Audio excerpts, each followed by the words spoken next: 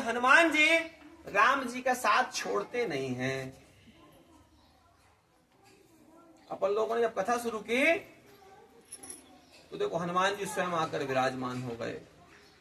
पवन सुत हनुमान बढ़िया पूरा सब कूड़ा करकट साफ किया, बारिश करवाई, बढ़िया नीट एंड क्लीन। बोले ऐसे कथा नहीं होगी, बोले अभी पब्लिक को तो साफ सफाई करने में बहुत टाइम लगेगा। तो बोले अभी एक काम करो, कथा चालू हो ही गई है तो मैं पहले साफ सफाई करके आता हूं, जब तक तुम लोग अंदर सत्संग करो। और देखो बढ़िया हम लोगों ने दुधना मैया का पूजन भी किया।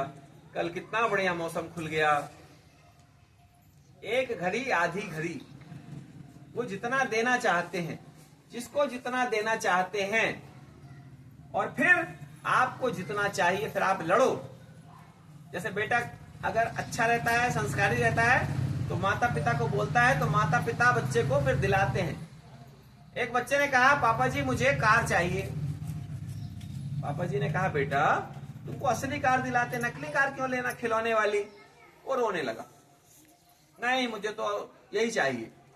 पिताजी ने कहा ये लो 100 रुपए, जाओ ले लो। वो जाके 100 रुपए कार ले लिया।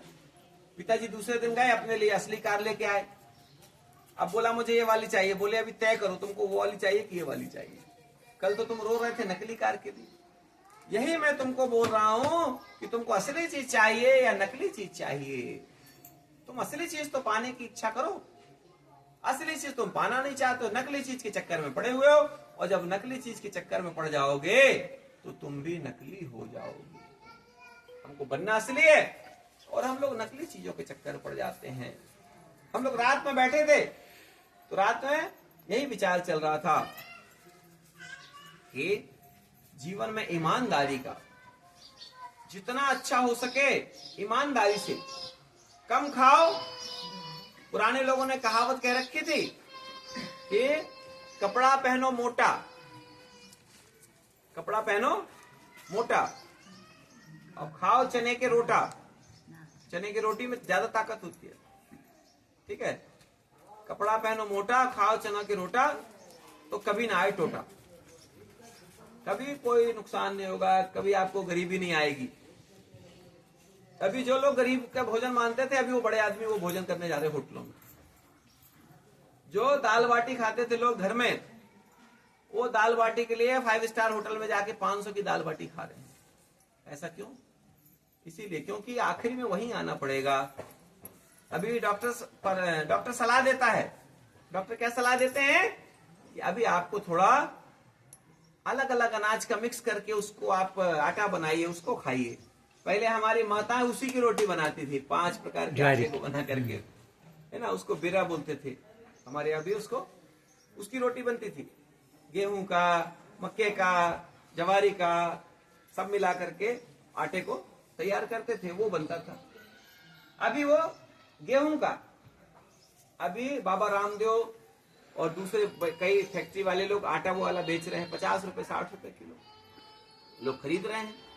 जो हमारे घर की चीजें थी उसको हमने खत्म कर दिया। अभी एक और बड़ी अच्छी बात आपसे बताते हैं। संपूर्ण समाज संतों की पूजा करता है। कोई मन से करता है, कोई मन से नहीं भी करता, लेकिन करता है। लेकिन अपने घर में एक भी संत नहीं होने देता। संकल्प लेता है कि मैं अपने घर में एक भी संत नहीं होने दूंगा। तुम अगर अच्छे इस मार्ग पर गए तो तुमको मैं घर से बाहर निकाल दूंगा। बेटे को बोलते तुम बाबा जी बनोगे तो तुमको बाहर निकाल दूंगा। लेकिन दूसरे के घर जाके संतों की पूजा करता है वो। काश अच्छे घरों से अच्छे संत निकलने चाहिए, नहीं तो संत कहां से तैयार होंगे। हर कोई अपने बच्चों को डॉक्टर बनाना चाहता है, इंजीनियर बनाना चाहता है। कोई बुराई नहीं है, डॉक्टर बने, इंजीनियर बने, वकील बने, सब बनना चाहिए, बहुत जरूरी है। संत क्यों नहीं बनना चाहिए? क्योंकि संत बनाया नहीं जा सकता। संत बनाने के लिए तो प्रभु परमात्मा आते हैं, तब कहीं संत बनता है। क्योंकि संत के जीवन के लिए सबसे पहला है त्याग, है समर्पण, है अनाधिकार चेष्टा, कुछ भी नहीं चाहिए जब ये संत का जीवन। डॉक्टर को तो क्या चाहिए भाई? थोड़ा अच्छा सुख सुविधाएं भी चाहिए, थोड़ा महंगी वाली कार भी रखनी पड़ेगी, थोड़ा महंगा हॉस्पिटल भी बनाना पड़ेगा, थोड़ा अच्छा शाइनिंग भी होना चाहिए, थोड़ा लाइटिंग भी ज्यादा होना चाहिए। लेकिन वो डॉक्टर भी, वो वकील भी, वो फौजी भी, वो कलेक्टर भी, वो मंत्री भी आखिरी में शरणागत किसके होगा? संतों के। शरणागत दीनाथ परित्राण परायणे। हमारे जीवन में संतों के जीवन का बड़ा कठिन जीवन होता है। संतों का जीवन, अभी संतों के बाहरी आवरणों को लोगों ने देखा है, लेकिन संतों की जो पूजा हो रही है वो संतों की तपस्या को लोगों ने देखा, इसलिए पूजा हो रही है। हमने पहले भी आपसे निवेदन किया है कि संतों का जीवन लोगों के परिवर्तन के लिए होता है। हमने आपसे बताया था, धन्य है संतों का सत्संग, बदल देते जीवन का रंग। हमने आपसे बताया है। निश्चित रूप से कहानियों की बात छोड़ें अगर हम, तो जितने भी ग्रंथ समाज के लिए आवश्यक हैं, उन सभी ग्रंथों का सार हमने आपके सामने ना चाहते हुए, ना जानते हुए परोसने का प्रयास किया। बोले महाराज ये कैसी बात है कि ना चाहते हुए, ना जानते हुए? क्योंकि मैं जो बोल रहा हूं वो मैं नहीं बोल रहा हूं। क्योंकि मैं अगर बोलना चाहूं तो मैं वो बोलूंगा जिससे कानों को अच्छा लगे, और मैं चाहता हूं कानों को अच्छा भले ना लगे, वो जीवन को अच्छा लगे, जीवन में उतर जाए। गुलाब में कांटे होते हैं, ऐसा कोई है जिसने गुलाब के कांटों को खत्म करने का प्रयास किया हो? बोले नहीं, रहन दो, नहीं जाएगा। क्योंकि प्रकृति को छेड़ना ठीक नहीं है। इसीलिए हम भी प्रकृति को नहीं छेड़ते हैं। जो आ रहा है तो आने दो, जो जा रहा है तो जाने दो, बढ़िया। क्योंकि कथा क्या है? अगर कम शब्दों में कहें तो कथा निर्माण है, कम शब्दों में कहें तो कथा परिवर्तन है, कम शब्दों में कहें तो कथा पवित्रता है, कम शब्दों में ही कहें तो कथा पूजा है। परिवर्तन, पवित्रता और पूर्णता, ये परिवर्तन आया। कथा से क्या होगा? परिवर्तन। परिवर्तन कैसे होगा? उसके लिए पवित्रता चाहिए। और जब परिवर्तन होगा, पवित्रता होगी, तो जीवन में पूर्णता आ जाएगी। जब जीवन में पूर्णता आ जाएगी, ये बहुत महत्वपूर्ण बात है। बिना परिवर्तन कुछ भी होने वाला नहीं। बीच में ये भी व्रत है ना,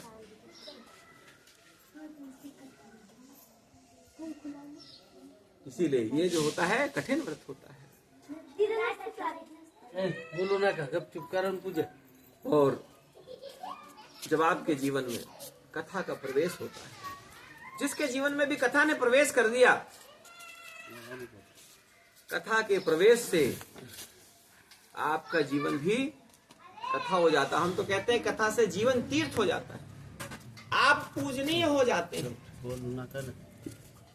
आप ही भगवान के भक्त ही पूजनीय हो जाते हैं। भगवान के भक्त भगवान होने लग जाते हैं। लोग उनको भगवान की तरह पूजते हैं। और वृंदावन की माटी में भगवान कृष्ण कन्हैया ने कहा है कि जो मेरे भक्तों को पूजता है वही वास्तव में मेरी पूजा करता है। आप बात को समझिए। भक्त कौन? जो भगवान के आचरण पर चल रहे हों।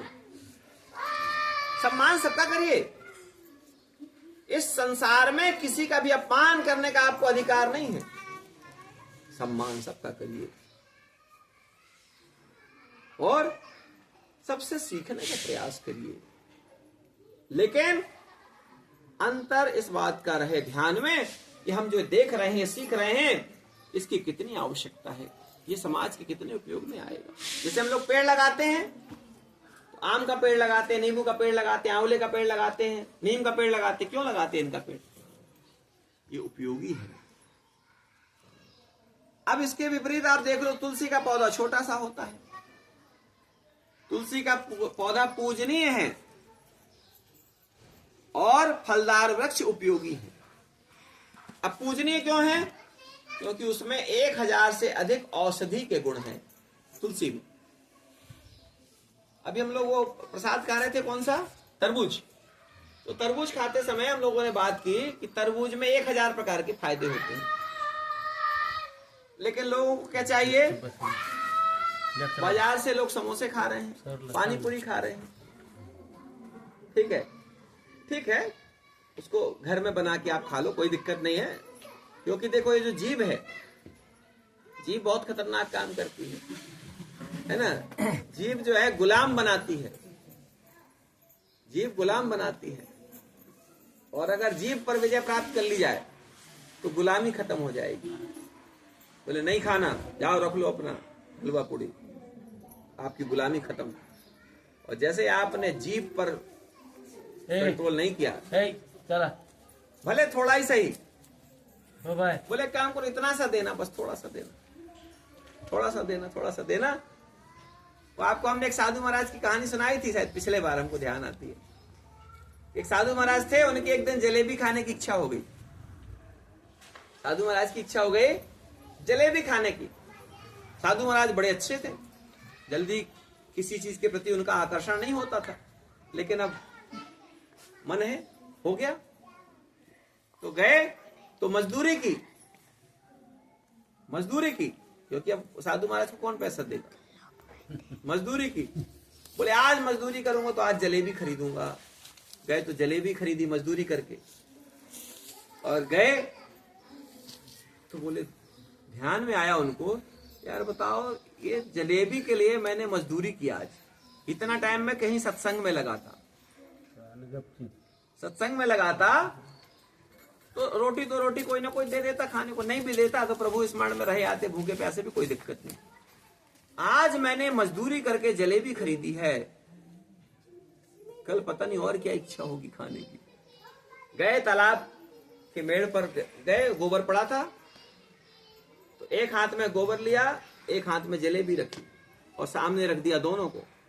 और सामने रखने के बाद में एक उंगली में ऐसे गोबर लगाया और एक हाथ से जलेबी पकड़ी और जीभ निकाले और जीभ को बोले, जलेबी खाएगी? ऐसा पास में ले गए जलेबी को और गोबर को रख दिया जीभ में और जलेबी को फेंक दिया पानी में। अब जब जीभ के पास जलेबी नहीं गई तो जीभ को बड़ा कष्ट हुआ। क्या गया जीभ में? गोबर। ठीक है, जीभ में गया गोबर, तो जीभ को बड़ा बुरा लगा। फिर बोले अभी और खाना है, फिर एक बार और रखा जीभ में, ऐसे पास में जलेबी को और गोबर को, और जीभ जैसे बाहर आई, जलेबी की तरफ भाग रही थी, तुरंत जो है महाराज जी ने गोबर रख दिया जीभ के ऊपर। बोले और खाएगी जलेबी? जीभ ने कहा अब नहीं खाऊंगी, अब मुझे नहीं चाहिए। इसलिए नियंत्रण काम कठिन है, कठिन काम है, बात सही है। इंद्रियों पर नियंत्रण करना कठिन काम है, लेकिन हम तो बार बार कहते हैं, जो काम कठिन है उसी काम को पकड़ लो। सरल काम को क्यों पकड़ना? हम लोग साधारण लोग थोड़ी हैं, सरल काम करने के लिए थोड़ी आए हैं। रामचंद्र जी ने 10 सिर वाले को मार दिया, हमको किसी को मारना नहीं है, हमको अपने अंदर के विकारों को नष्ट करना है, विचारों को नष्ट नहीं करना है। एक होते विकार और एक होते विचार। आप विकारों को नष्ट कर दीजिए, विकार नष्ट हो जाएंगे, विचारों को खाद पानी मिल जाएगा। जब खाद पानी मिल जाएगा तो अपने आप वो फलने फूलने लगेंगे, और जब फलने फूलने लगेंगे तो कईयों के काम में आएंगे। जब कईयों के काम में आएंगे तो कईयों को प्रेरणा मिलेगी, और जब प्रेरणा मिलेगी तो फिर हमारा गांव खुशहाल हो जाएगा, हमारा देश माला माल हो जाएगा। और फिर हम लोग गीत गाएंगे। कौन सा गीत गाएंगे? हैं? और दूसरा मेरा गांव बने खुशहाल, है ना? कौन कौन बनाएगा अपने गांव को खुशहाल? हम सब लोग मिलकर के ठीक है, तो क्या अयोध्या और वृंदावन तो बना दिया अपन ने, अब खुशहाली भी तो लाना पड़ेगा, अब बन तो गया।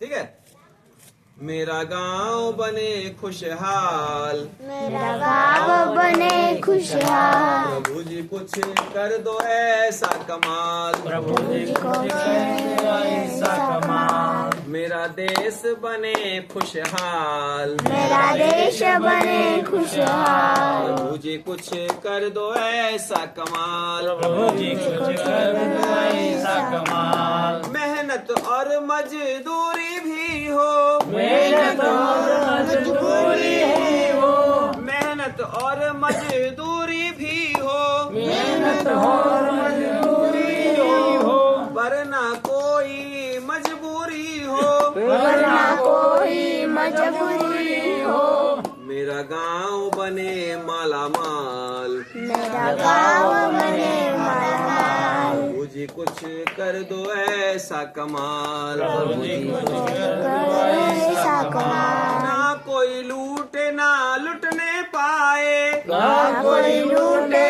ना पाए, ना कोई पीटे ना पिटने पाए, ना कोई पीटे ना पिटने पाए, मेरा देश बने माला माल, मेरा देश बने मालामाल, मुझे कुछ कर दो ऐसा कमाल। प्रभु जी कुछ कर दो ऐसा कमाल, बार बार निवेदन करते हैं, ये प्रभु जी ने आपको भेजा है, हमको भेजा है, और इस गांव के निर्माण में प्रत्येक गांव तीर्थ बन जाए, तीर्थ की संज्ञा में आ जाए।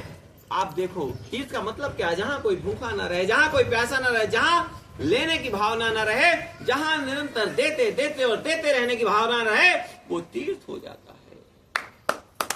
और इसीलिए संतों को चलता फिरता तीर्थ कहते हैं ना, संत तीर्थ जाते हैं, ये बात तो ठीक है, संत तीर्थ जाते ही नहीं है, संत तीर्थ बनाते हैं। तीर्थों का निर्माण करने वाले संत होते हैं। आज प्रयाग तीर्थ है, किसने बनाया? हमारे किसी पूर्वज ने। आज नासिक में कुंभ भरता है, हरिद्वार में कुंभ भरता है, उज्जैन में कुंभ भरता है, यहाँ पर किसने बनाया होगा? किसी न किसी सच्चे संत ने निर्माण किया होगा तीर्थ का। और तीर्थ का निर्माण एक दिन में नहीं होता है, बहुत लंबा समय लगता है। त्याग, तपस्या, बलिदान, करुणा, दया, कृपा, सब कुछ लगता है। जब ये सब कुछ लगता है तब कहीं जाकर के सच्चे तीर्थ का निर्माण होता है। और जिस तीर्थ पे लोग रहते हैं उनको संभल कर रहना पड़ता है, क्योंकि तीर्थ में रहने वाले लोग ही तीर्थ का महत्व नहीं समझ पाते हैं। आप प्रयाग जाइए, उज्जैन जाइए, नासिक जाइए, तो आपको ज्यादा पैसे रखने पड़ते हैं। उधर जाओ तो ज्यादा मांगते, रख लो थोड़ा, जबकि होना क्या चाहिए, उधर जाओ उधर तो कम लगेगा। अभी जैसे कोई ज्ञान तीर्थ विलायत चला जाएगा तो कोई बोलेगा पैसा रख लेना, बोले उधर पैसे की तो क्या बात, उधर तो लगता नहीं, क्या जरूरत, ऐसे चलो। ऐसा दिलेरी होना चाहिए तीर्थ यात्रा मन में। अभी प्रयाग जाने बोले 500 ज्यादा रखना, लक्ष्मण जी उधर ज्यादा मांगते पंडित जी लोग। डर है, डर है ना। और तीर्थ जाने पर डर लगे तो कैसा तीर्थ, तीर्थ जाने पर करुणा ना बरसे तो कैसे तीर्थ, तीर्थ जाने पर प्रेम ना मिले तो कैसा तीर्थ। तीर्थ जाने पर प्रेम, करुणा, दया, कृपा, आनंद, ये होना चाहिए, तब है वो तीर्थ। जहां आप धूप में भी बैठे तो भी आनंद है, रेत में भी बैठे तो भी आनंद है, छाया नहीं है तो भी आनंद है, जहां पर कोई ना हो तो भी आनंद है, वो है तीर्थ। इसीलिए हम लोग बोलते हैं ब्रह्मवाकड़ी तीर्थ स्थान की जय। अकेले भी रहो, इधर कोई ना हो, अकेले आ जाओ, मंदिर में बैठो बढ़िया प्रेम से, माला जपना तो माला जपो, ठीक है ना। किसी को कुछ खिलाना पिलाना, कभी माताओं की इच्छा होती है कि आज मैंने अपने घर में कुछ बनाया प्रसाद, ज्यादा नहीं है, क्योंकि हो सकता है हमारे पास ज्यादा ना हो, आए तो मारुति भगवान को भोग लगाया, विठल भगवान को भोग लगाया, और जो 2-4 लोग उनको भी थोड़ा थोड़ा दे दिया। अकेले खाने की आदत नहीं होना चाहिए, जितना भी हो थोड़ा भी सही। आप लोग करते हैं, हम जानते हैं, लेकिन फिर भी हमारी जिम्मेदारी बनती है एक बार पुनरावृत्ति करने की। आप लोग सब करते हैं, बहुत अच्छे से करते हैं, लेकिन अगर और करना चाहें तो और कर सकते हैं। आपके गांव के ही लोग तो खाएंगे, अरे आपका बच्चा खाएगा, कल दूसरी माँ आपके बच्चे को खिलाएगी, आप दूसरे के बच्चे को, मतलब आपके बच्चे ना तो भूखे रहेंगे और वो बच्चे भी सीखेंगे कि काकी ने प्रसाद दिया था कल। घर जाके बताएगी माँ को, आई काकी ने प्रसाद दिया आज। तो आई बोले कि क्या बनाया था, तो बोले पूरन पोली, है ना। तो बोले कल हम लोग भी कुछ और बनाएंगे, हमारी माता जी ने बनाया था पूरन पोली, पूरन पोली ना। वो ज्यादा खाना और खिला खिला के जो है इतना मोटा कर दिया, 3 दिन में भारी कर दिया। इधर ब्रह्मवाकड़ी तीर्थ में खा खा के जो है 10 किलो वजन बढ़ गया। ये प्रेम बन रही ये सारी चीजें, जब आप जितना प्रेम त्यागी जी के लिए है, जितना प्रेम अपने पुत्र के लिए है, जितना प्रेम अपने पिता के लिए है, एक सा, सबके लिए एक सा प्रेम हो जाए, बिल्कुल बिना भेद, सबके लिए एक सा। जड़ चेतन गुण दोष में विश्व कीन करता, जड़ चेतन में कोई भेद ना लगे। जितना मेरे लिए बच्चे प्यारे हैं उतने लक्ष्मण जी प्यारे, जितने लक्ष्मण जी प्यारे हैं उतने माताएं प्यारी, जितने माताएं प्यारी हैं उतनी है पत्ती प्यारी, जितना है पत्ती प्यारी उतने है माइक प्यारा, और कोई भी हमारा नहीं है, पता है। पिछले साल कुंभ में गए, हमारे पास एक बहुत पुराना संघ था, बहुत बढ़िया संघ था। एक हमसे एक नागा जी ने मांग लिया, बोले महाराज जी हमको दे दो, हम बजा रहे थे खूब, हमने कहा ये लो। हमारे साथ में थे, अरे महाराज जी इतना महंगा संघ क्यों दे दिए। अरे मैंने कहा ईश्वर ने अपन को देने वाला बनाया, कितनी बड़ी बात है। गंगा मैया की गोद में देने का सौभाग्य मिला। शंकराचार्य जी को पता चला, शंकराचार्य ओहो त्यागी जी कैसे दे दिए आप। मैंने कहा बस ईश्वर की कृपा थी। उन्होंने कहा वो तो आपके हाथ में बड़ा सुंदर लगता था, आपके हाथ में हमेशा रखते थे आप उसको गोद में से। हमने कहा महाराज जी बढ़िया है, सबको लगा। लोगों ने कहा आप तो फिर से मांग लो उसको। अरे मैंने कहा हम लोग ऐसे लोग नहीं, हम लोग तो देने वाले लोग हैं, और देने वाला कहते हैं याचक याचक ही पैदा करता है, दानवीर दानवीर पैदा करता है। एक दानवीर को देख करके मन में प्रेरणा आती है दान करने की, और भिखारी को देखते तो बोलते हैं इसका काम बढ़िया है यार, कुछ करना नहीं पड़ता, हाथ फैलाया दे दो। और जब देने वाले को देखते हैं देने का बड़ा आनंद है यार। देनहार को और हैं भेजत 100 दिन रैन, लोग भरम हम पर करें ताते नीचे नैन। देने वाला कोई और है। अभी जैसे वो गेहूं चावल मिलता है कोटे पे, कोटा बोलते क्या बोलते कोपन है ना। अभी वो जो बांटने वाला वो बोले मैं दे रहा हूं। अभी ये प्रसाद बांट रहे हैं राधा किशन जी, बोले तो मैं दे रहा हूं। अभी मैं आपको प्रसाद दे रहा हूं, बोले तो मैं दे रहा हूं। अभी देखो हमारे उद्धव जी बेचारे पेन के लिए हमने कहा पेन ला के देना, तो उद्धव जी जो है मैंने पैसा दिया, बोले नहीं बाबा जी पैसा नहीं चाहिए,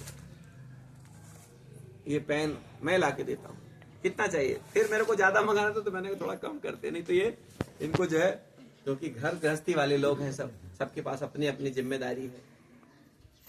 ये बात इसलिए जरूरी है कि हमको सबका ध्यान भी रखना पड़ेगा, और जब हम ध्यान रखेंगे तभी हमारे जीवन में राम का प्रवेश होगा, और तभी रावण का अंत होगा। क्योंकि ये राम और रावण की लड़ाई हमेशा रही है, आज भी चल रही है, कल भी चलेगी। लेकिन अगर आपके गांव से रावण का अंत हो जाए, आज रावण पुतले में नहीं है, राम पुतले में नहीं है, राम और रावण हमारे अंदर बैठा है।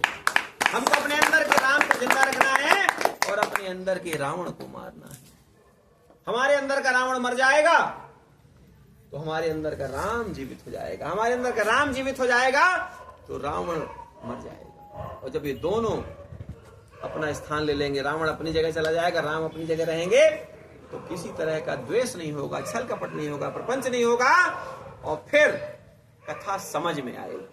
अभी कथा समझ में थोड़ी आती, कथा को समझना सबसे सरल काम है, लेकिन कथा जीनी पड़ती है।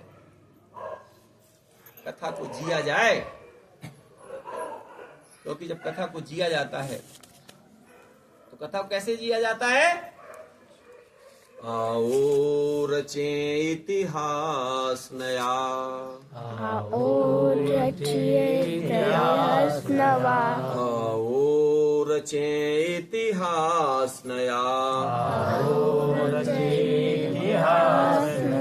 सब देव तुल्य इंसान बने, सब देव तुल्य इंसान बने, जो सदा सदा ही वंचित हैं, जो सदा सदा ही वंचित है, हम उनके लिए वरदान बने, हम उनके लिए वरदान बने। आओ रचें इतिहास नया, आओ रचिए इतिहास नया, सब देव तुल्य इंसान बने, सब देव तुल्य इंसान बने, भूले भटके हर राही का, भूले भटके हर राही का, आओ हम ही कल्याण बने, आओ हम ही कल्याण बने, जो टूट गया और बिखर गया, जो टूटे गया और बिखर गया, जो टूट गया और बिखर गया, जो टूटे गया और बिखर गया, हम उसका भी अभिमान बने, हम उसका भी अभिमान बने। आओ रचें इतिहास नया, आओ रचिए इतिहास नया, सब देव तुल्य इंसान बने, इंसान बने, हर गांव गांव हर गली गली, अब गाँव गाँव हर गली गली, हर गांव गांव और गली गली, हर गाँव गाँव हर गली गली, बस प्रेम की हम रसधार बने, प्रेम रसधार बने, हम काम करें सारे अच्छे, हम काम करे सारे अच्छे, हम काम करें सारे अच्छे, हम काम करे सारे अच्छे, और दुनिया के हम शान बने, दुनिया की संसार बने। आओ रचें इतिहास नया, आओ रचिए इतिहास नया, सब देव तुल्य इंसान बने, इंसान बने, सब देव तुल्य इंसान बने,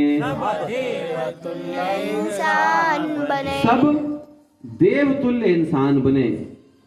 हमने पहले